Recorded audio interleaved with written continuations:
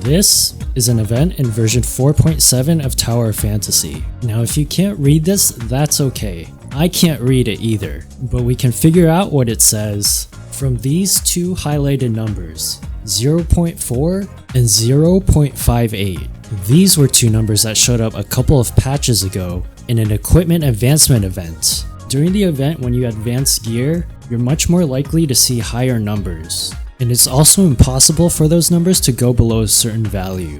The funny part is that the global developers didn't want this event to be released in global, but they messed up and somehow released it anyway. In CN, this is also combined with double JO drops. So you can see here, normally a new player in CN gets 16 pieces of gear every JO. With the gear boost event, that's double to 32 pieces of gold equipment.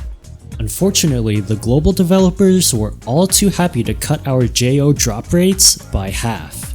So generally speaking, we're only going to get half as many pieces of gold equipment as CN players do. That would most certainly be the case if the global developers were still in charge of global.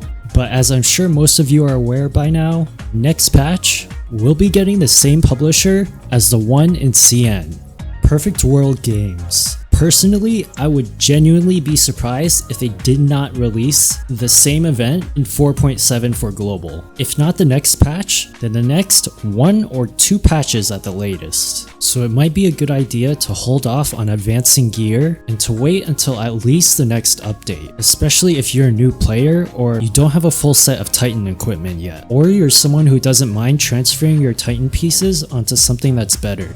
Even if the new publishers do the same thing as the current publishers we have and decide to not release this event, your equipment will still be in your inventory and you'll still be able to upgrade it after. So there's no harm in keeping your gear saved at least until 4.7. If the event doesn't come out in global by then you can decide for yourself whether or not you want to keep holding onto your gear and waiting or advancing them right away.